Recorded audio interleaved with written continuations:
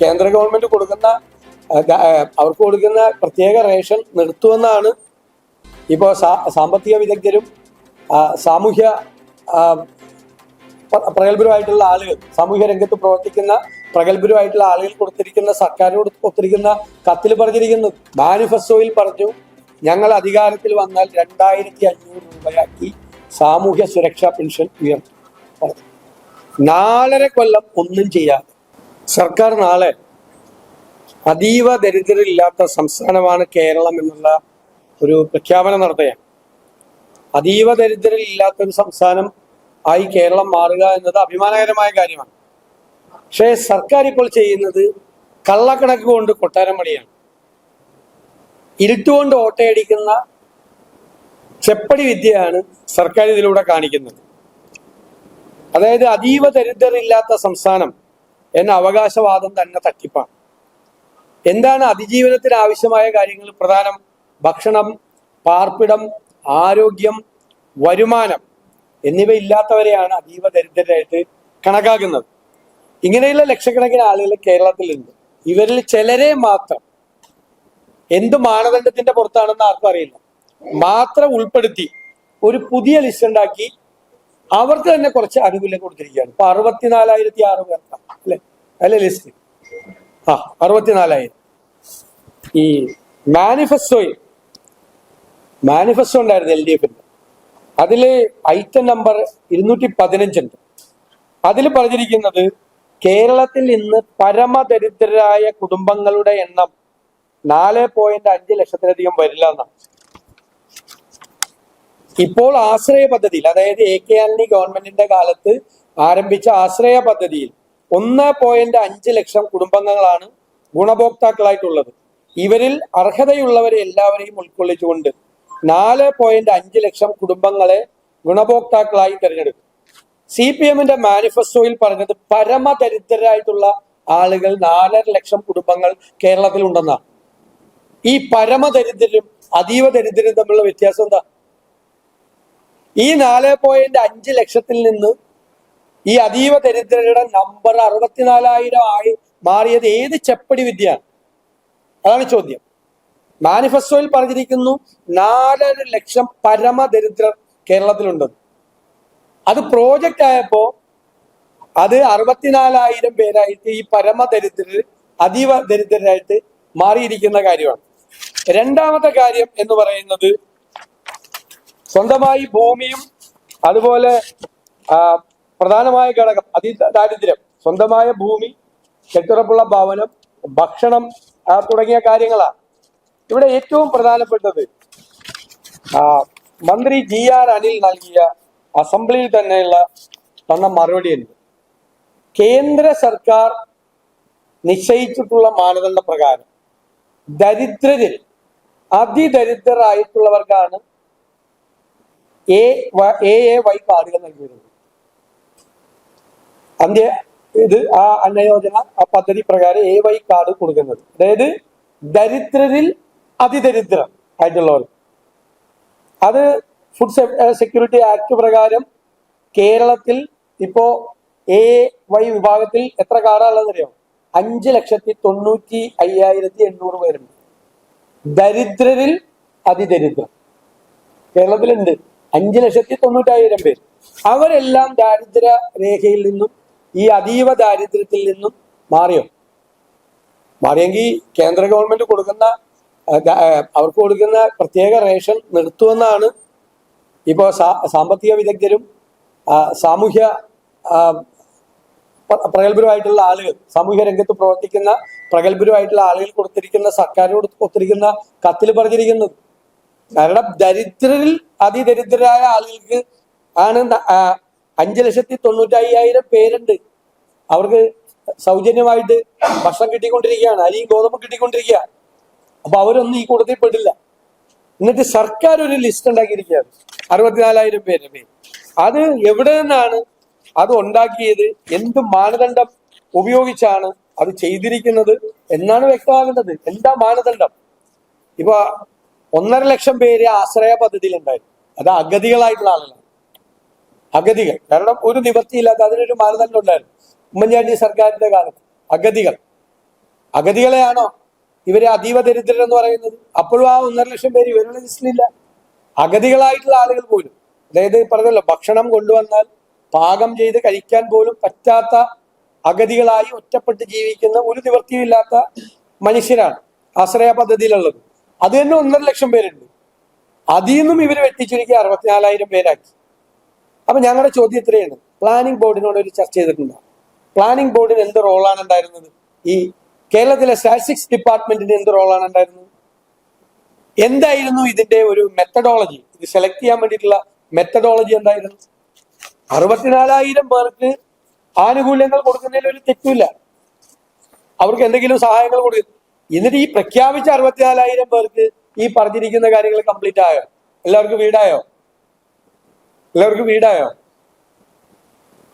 വീടില്ലാത്തവർ തന്നെ ഇവര് കണക്കാക്കിയിരിക്കുന്ന 5,95,000 പേരിൽ ഇനിയും 1.5 ലക്ഷം പേർക്ക് വീട് കൊടുക്കാനുണ്ട്.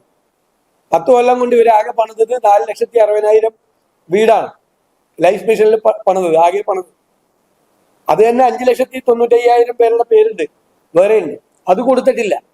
അപ്പൊ ഇതൊരു തെറ്റായ ഒരു സമീപനമാണ് ഈ ചെയ്തിരിക്കുന്നത്. എന്നിട്ട് അതിനെ ഒരു പ്രൊപ്പഗാൻഡ ലെവലിലേക്ക് കൊണ്ടുപോയി. പ്രചരണത്തിന് വേണ്ടി ഇലക്ഷന് തൊട്ട് മുമ്പ് കേരളത്തിൽ അതീവ ദരിദ്രരില്ലാത്ത സംസ്ഥാനം എന്ന് പ്രഖ്യാപിക്കുന്ന രാഷ്ട്രീയ പ്രചരണമാണ് നടത്തുന്നത്. ഈ പാവപ്പെട്ടവരെ വെച്ച് അവർക്ക് നീതി കൊടുക്കാതെ, അവരോട് നീതിപൂർവമായി പെരുമാറാതെ. ഞാൻ വേറൊരു കാര്യം കൂടി ചോദിക്കാം. ഈ പട്ടികജാതിക്കാര് കേരളത്തിൽ എത്ര പേരുണ്ട്? പട്ടിക വർഗ കുടുംബങ്ങൾ തന്നെ എത്ര പേരുണ്ട്? 2011 സെൻസസ് പ്രകാരം 1.16 ലക്ഷം ആദിവാസി കുടുംബങ്ങളിലായി 4.85 ലക്ഷം ആദിവാസികളുണ്ട് കേരളത്തിൽ. ഇവരുടെ ഈ കണക്കിൽ 6,400 പേരെ പെട്ടിട്ടില്ല. ബാക്കിയുള്ളവരൊക്കെ ഏത് കാറ്റഗറിയിലാണ് പെട്ടിരിക്കുന്നത്? ആദിവാസികളുടെ വിഭാഗത്തിൽ ഈ 4.85 ലക്ഷം പേര് വരുന്ന ആദിവാസികൾ, 1.16 ലക്ഷം കുടുംബങ്ങൾ, അതിലെ 6,400 കുടുംബം ഒഴിച്ചുള്ള ബാക്കിയുള്ളവരെല്ലാം സേഫാണോ? വിദ്യാഭ്യാസം, ആരോഗ്യം, പാർപ്പിടം, വരുമാനം, ഇക്കാര്യത്തിൽ ബാക്കിയുള്ള കേരളത്തിൽ ജീവിക്കുന്ന ബാക്കി വരുന്ന ഈ 1,10,000-ലധികം വരുന്ന കുടുംബങ്ങൾ സേഫാണ്? ആ കാറ്റഗറിയിലൊന്നും വരില്ല ഇവരാരും. ഒരു മാനദണ്ഡവും ഇല്ലാതെ ഇവരൊരു ലിസ്റ്റ് ഉണ്ടാക്കിയിട്ട് ആ ലിസ്റ്റ് എല്ലാം ക്ലിയർ ആണെന്നാണ് പറഞ്ഞിരിക്കുന്നത്. പക്ഷെ ആദിവാസികളുണ്ട് 1.16 ലക്ഷം ആദിവാസി കുടുംബങ്ങളിലായി 4.85 ലക്ഷം ആദിവാസികളുണ്ട്. ഇപ്പൊ ഇതിന്റെ അകത്ത് പെടുത്തിരിക്കുന്ന ഈ 64,000-ൽ 6,400 പേരെ അതിൻ്റെ അകത്തുള്ളൂ. 6,500 കുടുംബമുള്ളൂ. അപ്പൊ ഏകദേശം 1,10,000-ഓളം ആദിവാസി കുടുംബങ്ങളിൽ പെട്ടവരെല്ലാം സേഫായോ? ഈ ലിസ്റ്റ് വരില്ലേ? ഈ കാറ്റഗറി വരില്ലേ? വളരെ പ്രധാനപ്പെട്ട ചോദ്യമാണ്, വളരെ പ്രധാനപ്പെട്ട ചോദ്യങ്ങളാണ്. ഈ 2002 ആശ്രയ പദ്ധതിയാണ് അഗതി കുടുംബങ്ങളെയാണ് കണ്ടെത്തിയിട്ട് അവർക്ക് സഹായം കൊടുത്തത്. അതിന് പ്രധാനമന്ത്രിയുടെ അവാർഡും കിട്ടി 2007. അത് പിന്നെ അതിദാരിദ്ര്യ നിർമ്മാർജ്ജന പരിപാടി അഗതികളെ മാത്രമാണ് അതന്ന് ശ്രദ്ധിച്ചത്. അതിന് ഇന്ദിരാ ആവാസ് യോജന പോലുള്ള സെൻട്രൽ സ്കീമിന്റെ സഹായങ്ങളെല്ലാം അന്നത്തെ ആ കാലത്തിൽ ഉണ്ടായിരുന്നു. ഇപ്പൊ തെരഞ്ഞെടുപ്പ് അടുക്കുമ്പോൾ ചെയ്തിരിക്കുന്നതാണ്. ഇന്നലെ ചെയ്ത മാതിരി ഇതൊക്കെ അറിയാലോ, മാനിഫെസ്റ്റോയിൽ പറഞ്ഞു ഞങ്ങൾ അധികാരത്തിൽ വന്നാൽ 2,500 രൂപയാക്കി സാമൂഹ്യ സുരക്ഷാ പെൻഷൻ ഉയർത്തും. 4.5 കൊല്ലം ഒന്നും ചെയ്യാതെ തെരഞ്ഞെടുപ്പ് പ്രഖ്യാപിക്കുന്നതിന്റെ തലേ ആഴ്ച അത് 2,000 രൂപയാക്കി എന്ന് പറഞ്ഞ് കൊട്ടിഘോഷിക്കുകയാണ്. മലയാളിയുടെ സാമാന്യ ബുദ്ധിയാണ് ജനങ്ങൾ ഈ ഗവൺമെന്റ് ചോദ്യം ചെയ്യുന്നത്. ജനങ്ങളുടെ സാമാന്യ ബുദ്ധി 2,500 ആക്കും എന്ന്, 1,600-ൽ നിന്ന് 2,500 ആക്കും എന്ന് പ്രഖ്യാപിച്ചിട്ട് 4.5 കൊല്ലം 1 രൂപ കൂട്ടാതെ, 1 രൂപ അല്ലെ കൂട്ടാതെ എലക്ഷന്റെ തലയാഴ്ച ഞങ്ങളിതാ 2,000 ആക്കി എന്നുള്ള പ്രഖ്യാപനം എന്താണ് ഇവർ ഉദ്ദേശിക്കുന്നത്? കേരളത്തിലെ ജനങ്ങളെ നിങ്ങൾക്ക് അങ്ങനെ കബളിപ്പിക്കാൻ പറ്റുമോ? അതുപോലുള്ള ഒരു കബളിപ്പിക്കലാണ് യഥാർത്ഥത്തിൽ. കള്ളക്കണക്ക് കൊണ്ടാണ്, സത്യം മറച്ചു വെച്ചുകൊണ്ടാണ് ഈ അതീവ ദരിദ്രരില്ലാത്ത സംസ്ഥാനമാണ് കേരളം എന്നുള്ള പ്രഖ്യാപനം. സർക്കാർ അതിൽ നിന്ന് പിന്മാറും. തെറ്റാണത്. കേരളത്തിൽ അതീവ ദരിദ്രരും പരമദരിദ്രരായിട്ടുള്ള ആളുകൾ ഇഷ്ടം പോലെ ധാരാളം ഉണ്ട്. അത് സ്റ്റാറ്റിസ്റ്റിക്സ് ഡിപ്പാർട്ട്മെന്റിന്റെയും പ്ലാനിംഗ് ബോർഡിനെ കൊണ്ട് മാനദണ്ഡങ്ങൾ നിശ്ചയിച്ച് അത് എത്രയാണെന്ന് നിശ്ചയിക്കണം.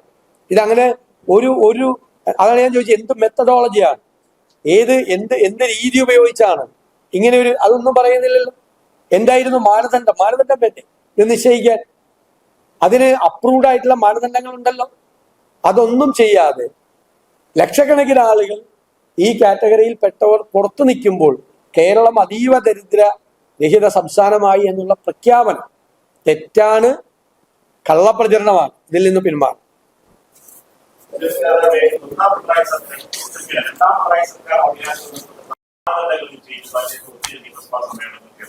എന്തെങ്കിലും തരത്തിലുള്ള പരാതി പ്രതിപക്ഷ നേതാവ് ഈ പ്രഖ്യാപിക്കുന്ന ദിവസം വരെ ഏതെങ്കിലും തരത്തിലുള്ള സംശയം ഉന്നയിക്കുകയോ ഈ പദ്ധതികളുമായി ബന്ധപ്പെട്ട് എന്തെങ്കിലും സർക്കാരിന്റെ ഭാഗമായി സർക്കാർ അറിയിക്കുകയോ ഞങ്ങൾ നിയമസഭയിൽ തന്നെ പറഞ്ഞിട്ടുണ്ടല്ലോ, ഈ അതീവ ദരിദ്രർ എന്ന് പറയുന്ന ഈ ലിസ്റ്റ് തെറ്റാണ് എന്ന് നിയമസഭയിൽ പറഞ്ഞിട്ടുണ്ട്.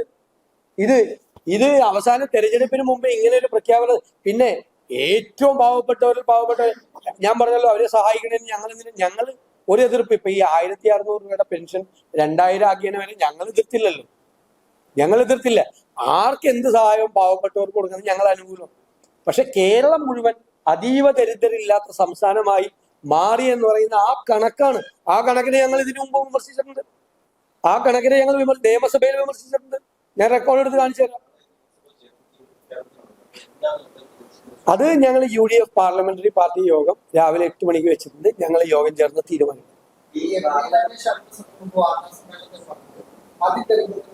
ഭക്ഷണം, ആരോഗ്യം, വസ്ത്രം, സുരക്ഷിതവാസം, ഈ 4 കാറ്റഗറിയിലുള്ള ആളുകൾ, അങ്ങനെയുള്ള എല്ലാ ആളുകളും. അപ്പോ ഈ മാനിഫെസ്റ്റോയിൽ പറഞ്ഞ പരമദരിദ്രം എന്ന് പറയുന്നത് എന്താ? അതിന്റെ കാറ്റഗറി എന്താ? പരമദരിദ്രം.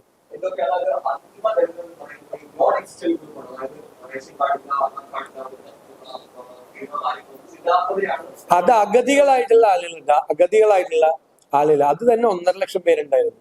അഗതികളായിട്ടുള്ള ആളുകളും വേറെ തരത്തിലില്ലാത്തത്.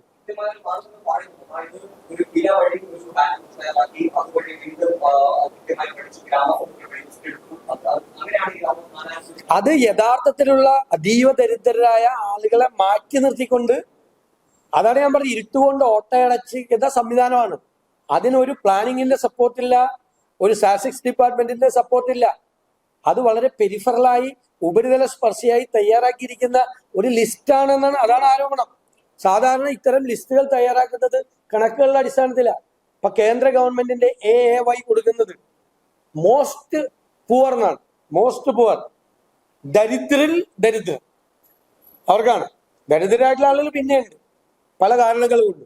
ദരിദ്രരിൽ ദരിദ്രരായ ആളുകൾ 5,95,000 പേരുണ്ടെന്ന് പറഞ്ഞിട്ട് അവർക്ക് സൗജന്യമായി അരിയും ഗോതമ്പും കൊടുക്കുകയാണ്. അപ്പൊ അവർക്കൊക്കെ വീടുണ്ടോ? അവരുടെ ആരോഗ്യ സംവിധാനങ്ങൾ ചെയ്യാനുള്ള സംവിധാനങ്ങൾ ഉണ്ടോ? അവർക്ക് ചെയ്യാനുണ്ടോ? ഇപ്പൊ സർക്കാർ ആശുപത്രി പോയിട്ട് പോലും കാര്യമില്ലല്ലോ ഇപ്പോഴത്തെ കാലത്ത്. അതുപോലും കാര്യമില്ലല്ലോ. അവരുടെ മെഡിക്കൽ എക്സ്പെൻസസ് മീറ്റ് ചെയ്യോ ഗവൺമെന്റ്? അതില്ലേ, അതിൽ പ്രായമായ ആളുകളുണ്ട്. ഈ അഗതികളുടെ കേസിൽ തന്നെ വൃദ്ധരായ ആളുകളുണ്ട്, ഒറ്റപ്പെട്ട് താമസിക്കുന്നവരുണ്ട്. അവര് പോലും ഈ ലിസ്റ്റിലില്ല. ഒറ്റപ്പെട്ട് താമസിക്കുന്ന ആളുകൾ പോലും. അതാണ് AK ആന്റണിയുടെ ഗവൺമെന്റിന്റെ കാലത്ത് ആശ്രയ പദ്ധതിയിൽ ഉണ്ടാക്കിയ ഒരു സിസ്റ്റം. അതിന് കണക്കാണ് ഏറ്റവും അഗതികളായിട്ടുള്ള. അതിന് അതീവ ദരിദ്രം എന്നല്ല പറഞ്ഞത്. ഇവിടെ CPM തന്നെ പരമദരിദ്രം എന്ന് പറഞ്ഞിട്ട് 4.5 ലക്ഷം പേരുടെ ലിസ്റ്റ് ഉണ്ടാക്കിയിരിക്കണം. കേന്ദ്ര ഗവൺമെന്റ് ദരിദ്രരായവരുടെ 5,95,000 പേരുടെ ലിസ്റ്റ് ഉണ്ടാക്കിയിരിക്കും. വളരെ സിമ്പിൾ ആയിട്ടുള്ള ചോദ്യമല്ലേ? 1,16,000 കുടുംബങ്ങളുള്ള ആദിവാസികളുടെ ഇടയിൽ നിന്ന് 6,400 കുടുംബമുള്ള ഈ കാറ്റഗറി വരുള്ളൂ. ഇവരാരും ഇവിടെ ഒന്നും പോയി കണ്ടിട്ടില്ലേ? ഇവർ അട്ടപ്പാടി ഉൾപ്പെടെയുള്ള സ്ഥലങ്ങളിൽ പോയി, ആദിവാസി ഊരുകളിൽ പോയി കണ്ടിട്ടുണ്ടോ ഇവര്?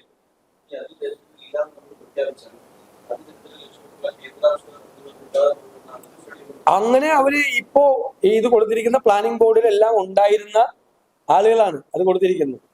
അവര് പലരും ഇടതുപക്ഷത്തിന്റെ സഹയാത്രികരായിരുന്ന ആളുകളാണ്. അവർ പ്ലാനിംഗ് ബോർഡിലൊക്കെ ഉണ്ടായിരുന്ന ആളുകളും ഉന്നതമായിട്ടുള്ള സ്ഥാനങ്ങൾ ഇത്തരം കാര്യങ്ങളിൽ വഹിച്ചിട്ടുള്ള ആളുകളുമാണ്. അവരാണ് ചോദിച്ചിരിക്കുന്നത്, നിങ്ങൾ അതീവ ദരിദ്രരില്ലാത്ത സംസ്ഥാനമായി കേരളത്തെ പ്രഖ്യാപിച്ചാൽ ദരിദ്രരിൽ ദരിദ്രർക്ക് കേന്ദ്രം കൊടുക്കുന്ന സഹായം ഇല്ലാതാക്കില്ലേ എന്നാണ് അവരുടെ ചോദ്യം. ബാധിക്കും. അതാണ് അവർ ചോദിച്ചിരിക്കുന്നത്. അവർ വളരെ പ്രസക്തമായിട്ടുള്ള ചോദ്യമാണ് ചോദിച്ചിരിക്കുന്നത്. കാരണം നമ്മൾ തന്നെ മന്ത്രി പറഞ്ഞിരിക്കുന്നതാണ്, കേന്ദ്ര സർക്കാർ നിശ്ചയിച്ചിട്ടുള്ള ഒരു മാനദണ്ഡം ഉണ്ടായിരുന്നു. ആ മാനദണ്ഡ പ്രകാരം ദരിദ്രരിൽ അതിദരിദ്രർ ആയിട്ടുള്ളവർക്കാണ് AMI കാർഡുകൾ കൊടുക്കുന്നത്. അത് 5,95,800 പേരുണ്ട്. 6 ലക്ഷത്തോളം പേരുണ്ട് ദരിദ്രരിൽ അതിദരിദ്രർ. ഇവര് തന്നെ പറയും, ഇവരതും കുറച്ചിട്ട് മാനിഫെസ്റ്റോയിൽ പറയുന്നത് പരമദരിദ്രർ. ഇതെന്താണിത്? ദരിദ്രരിൽ അതിദരിദ്രർ ഒരു കാറ്റഗറി, പരമദരിദ്രർ വേറൊരു കാറ്റഗറി, പിന്നെ അതീവ ദരിദ്രർ വേറൊരു കാറ്റഗറി, അഗതികൾ വേറെ കാറ്റഗറി. എന്താ ഇത്?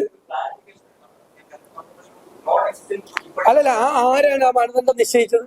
എന്ത് മാനദണ്ഡമാണത്? എന്ത് മാനദണ്ഡമാണ്? ആ മാനദണ്ഡത്തിൽ ഞാൻ പറയുന്ന ഒറ്റപ്പെട്ട് താമസിക്കുന്ന ആളുകൾ വരെ ഈ ലിസ്റ്റിൽ വരുന്നില്ല. അഗതികളായിട്ടുള്ള ആളുകൾ പോലും ഈ ലിസ്റ്റിൽ വരുന്നില്ല. ഇതൊരു കണക്കാണ്. കണക്കെടുത്തിട്ട് അതിനുവേണ്ടി പൊളിറ്റിക്കൽ പ്രൊപ്പഗാൻഡ നടത്തുകയാണ്. ഇലക്ഷന് മുമ്പ് കേരളത്തിൽ അതീവ ദരിദ്രൻ, ഇപ്പൊ കുറെ ആളുകൾ വിശ്വസിക്കുമല്ലോ ക്യാമ്പയിൻ ചെയ്യുമ്പോൾ, കുറെ ആളുകളോ, എന്നിട്ട് ഇനി എല്ലായിടത്തും നിന്ന് പ്രസംഗിക്കുകയും പിന്നെ ക്യാപ്സൂൾ ഇറക്കുകയും ചെയ്യാല്ല. അതീവ ദരിദ്രരില്ലാത്ത സംസ്ഥാനം എന്നുള്ള നേട്ടം നേടിയ കേരളത്തിനെ കുറിച്ച് പറയാല്ല, ക്യാമ്പയിൻ ക്യാപ്സൂൾ ഇറക്കാല്ല. അപ്പൊ പരമദരിദ്രരും ദരിദ്രരിൽ അതിദരിദ്രരും അവിടെ നിൽക്കുകയാണ് നോക്കിക്കൊണ്ട്. ഇത് ആരാന്ന് ചോദിച്ചുകൊണ്ട്. ഇതല്ലേ തമാശയാകല്ലേ ഇത്? ഈ പാവപ്പെട്ടവല്ലേ ഇത് വെച്ചുകൊണ്ട്?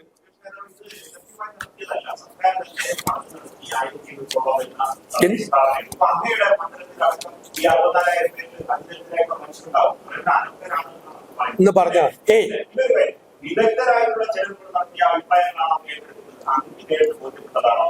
താങ്കൾ ചോദിക്കുന്ന ചോദ്യം ഞാൻ അവരെ എതിർക്കുകയാണെന്നാണ് ചോദിച്ചത്. ഞാൻ ഇത്ര നേരം സംസാരിച്ചിട്ട് അതുവല്ലം പറഞ്ഞു. നിങ്ങളുടെ ഒരു സാധന ക്യാപ്സ്യൂള് എന്റെ നാവിലേക്ക് അടിച്ചേൽപ്പിക്കണ്ട. നിങ്ങൾക്ക് കൈരളിയിലേക്ക് ഞാൻ എന്ത് പറഞ്ഞത് വേണമെങ്കിലും പറഞ്ഞ് നിങ്ങൾക്ക് കൊടുക്കാം, ഹെഡിങ് കൊടുക്കാം, എന്ത് ഹെഡിങ് ആണെങ്കിൽ കൊടുക്കാം, കുഴപ്പമില്ല. ഞാൻ ഇത്രയും നേരം സംസാരിച്ചിട്ട് ഇവിടെ ഇരുന്ന ഏതെങ്കിലും മാധ്യമ പ്രവർത്തകരുണ്ട് ഞാൻ ഈ 64,000 പേർക്ക് കൊടുത്ത ആനുകൂല്യം തെറ്റായിരുന്നു എന്ന് പറഞ്ഞോ? ഞാൻ എടുത്തെടുത്ത് പറഞ്ഞു. നിങ്ങൾക്ക് ആർക്കെങ്കിലും തോന്നിയ? ഇവർക്ക് ആർക്കും തോന്നിയില്ല. ആർക്കും തോന്നാത്ത കാര്യം നിങ്ങളിങ്ങനെ സ്റ്റോറി ഉണ്ടാക്കി. നിങ്ങളുടെ നെറേറ്റീവ് നിങ്ങൾ ഇഷ്ടംപോലെ പറഞ്ഞു. നിങ്ങൾ എല്ലാ ദിവസവും പറയുന്നുണ്ടല്ലോ, എല്ലാ ദിവസവും സോഷ്യൽ മീഡിയയിൽ എനിക്കെതിരായിട്ട് 10 വീഡിയോസ് ഇറക്കുന്നുണ്ട്, 5 കാർഡ് ഇറക്കുന്നുണ്ട്. ഞാൻ എല്ലാം കാണുന്നുണ്ട് രാവിലെ സെപ്പറേറ്റ് ആയിട്ട്. നിങ്ങൾ ചെയ്യുന്നുണ്ടല്ലോ, പലതും ചെയ്യുന്നുണ്ടല്ലോ, അതൊക്കെ ചെയ്തോ. ഇത് അതുമായിട്ട് ബന്ധം. ഇത് ഏറ്റവും പാവപ്പെട്ടവരുടെ വിഷയമാണ് പറഞ്ഞത്. ഞങ്ങൾ അസംബ്ലിയിൽ റേസ് ചെയ്തിട്ടുണ്ട്. ഈ കണക്ക് ശരിയല്ല. മാത്രമല്ല ഇവർക്ക് പോലും ഈ പറയുന്ന ആനുകൂല്യങ്ങൾ കംപ്ലീറ്റ് എന്ന് സോഫ്റ്റ്വെയറിൽ പറഞ്ഞ് ചെയ്യിപ്പിച്ചേക്കണം. ഇവർക്ക് എല്ലാവർക്കും വീടുണ്ടോ? ആയാ? ഇവര് ക്ലിയർ ചെയ്ത് കിട്ടിയെങ്കിൽ ഇവരെല്ലാം വാടക വീട്ടിൽ നിന്ന് പുറത്തു വന്നോ? ഭൂമിയായോ? വീടായോ? അവർക്ക് 3 നേരം ഭക്ഷണം കിട്ടാനുള്ള സേഫ് ആയോ? ഈ 64,000 തന്നെ ആയോ? അവരുടെ ആരോഗ്യം ഫ്രീ ആയിട്ടുള്ള കംപ്ലീറ്റ്, അവരുടെ ഒന്നും ചെയ്യാൻ നിവൃത്തിയില്ലാത്തവരല്ലേ, 1 രൂപ കയ്യിലില്ലാത്തവരല്ലേ, അവരുടെ ആരോഗ്യം കംപ്ലീറ്റ് ഫ്രീ ആയിട്ട്, ഫ്രീ ഓഫ് കോസ്റ്റ് ആയിട്ട് കംപ്ലീറ്റ് ചെയ്യോ? വെറുതെ ഈ രാഷ്ട്രീയ പ്രചരണം തെരഞ്ഞെടുപ്പ് നടക്കുന്നതിന് മുമ്പ് ഇപ്പോഴാണ് പാവപ്പെട്ടവരെ കുറിച്ചും ആശാ വർക്കർമാരെ കുറിച്ചും അംഗൻവാടിയെ കുറിച്ചും ക്ഷേമോധികാരെ കുറിച്ചൊക്കെ ആലോചിക്കുന്നത്. ഇലക്ഷൻ പ്രഖ്യാപിക്കാൻ വേണ്ടി ഇലക്ഷൻ കമ്മീഷൻ ഇറങ്ങിയപ്പോഴാണ്. അതിനു മുമ്പ് ഒരു ആലോചന ഉണ്ടായില്ലല്ലോ. 4 കൊല്ലം പുച്ഛമായിരുന്നല്ലോ അവിടെ സമരം ചെയ്യുന്ന ആശാ വർക്കർമാരോട് പുച്ഛം. എന്നിട്ട് 33 രൂപ ഡെയിലി കൂട്ടിക്കൊടുത്തിട്ട് എന്തൊക്കെയാണ് ഇപ്പൊ പറയുന്നത്? എന്താണ് പറയുന്നത്? ഏത് തരത്തിലേക്ക് അധപ്പതിച്ചിരിക്കുന്നു രാഷ്ട്രീയ പ്രചരണം? ഏത് തലത്തിലേക്ക്? 4.5 കൊല്ലം മിണ്ടാതിരുന്നിട്ട് നമ്മളെ നോക്കി കൊഞ്ഞനം കുത്തി കാണിക്കുക. അല്ല, ക്ഷേമ പെൻഷൻ കൂട്ടണല്ല. 4.5 കൊല്ലം നിങ്ങളെല്ലാം ഉറപ്പ് കൊടുത്തത് ഞങ്ങൾ അധികാരത്തിൽ വന്നാൽ 2,500 രൂപ പെൻഷനാക്കാം. 4.5 കൊല്ലം അനങ്ങാതിരുന്നിട്ട് ഇപ്പൊ തോറ്റ് തുന്നം പാടുമെന്ന് മനസ്സിലായപ്പോ പ്രഖ്യാപിക്കുകയാണ്. ഞങ്ങൾ കൊടുക്കണേനൊന്നും എതിരല്ല. ഞാൻ ഇന്നലെയും പറഞ്ഞു, കൊടുക്കട്ടെ, എത്ര കൊടുത്താലും ഞങ്ങൾക്ക് സന്തോഷം, ഞങ്ങളതിനെ സ്വാഗതം ചെയ്യുള്ളൂ. പക്ഷെ ഇപ്പോഴാണല്ലോ തോന്നിയത്.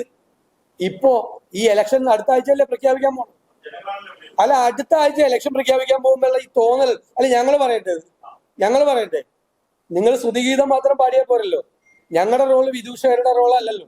പ്രതിപക്ഷത്തിന്റെ റോള് വിദൂഷകരുടെ റോളല്ല. വിദൂഷകരൊക്കെ പാർട്ടിയിൽ കാണും, പാർട്ടിയിലും നിങ്ങളുടെ മാധ്യമങ്ങളിലും കാണും വിദൂഷകർ. ഞങ്ങൾ പ്രതിപക്ഷത്തിന്റെ റോള് കേരളത്തിലെ ഈ ഭരണത്തിന് സ്തുതിഗീതങ്ങൾ പാടുന്ന വിദൂഷകന്റെ റോളല്ല.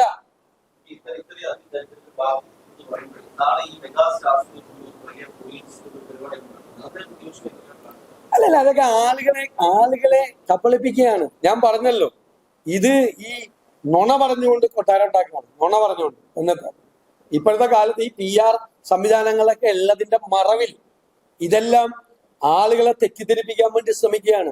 യാഥാർത്ഥ്യങ്ങളിൽ നിന്ന് യാതൊരു ബന്ധമില്ല. അതാണ് അവരൊക്കെ അത് മനസ്സിലാക്കി പോകാതിരിക്കുകയാണ് അവർ ചെയ്യേണ്ടത് ഇതിലേക്ക്, ഇത്തരം ചടങ്ങുകളിലൊക്കെ. അല്ല, ഞാൻ പറയുന്നത് ഈ കാപട്യം തിരിച്ചറിയണം. അവരെയൊക്കെ കേരളത്തിലെ ജനങ്ങൾ ബഹുമാനിക്കുന്ന ആളല്ല. ഞങ്ങളിപ്പോ നാളെ അവർ ആ മീറ്റിങ്ങിൽ പോയാലും പോയില്ലെങ്കിലും അവരോടൊന്നും ഞങ്ങൾക്ക് യാതൊരു ബഹുമാനക്കുറവും ഉണ്ടാവില്ല. ഞങ്ങൾ അവരെ കുറിച്ചൊന്നും മോശമായിട്ടൊന്നും പറയണം, ഈ പോയാലും പോയില്ലെങ്കിലും. പക്ഷേ പോകാതിരിക്കുന്നത് അവരാലോചിക്കണം. ഈ തട്ടിപ്പിനെ അവര് കൂടി പോയി പങ്കാളികളായി നിന്നു കൊടുക്കരുതെന്നാണ് ഞങ്ങളുടെ അഭിപ്രായം.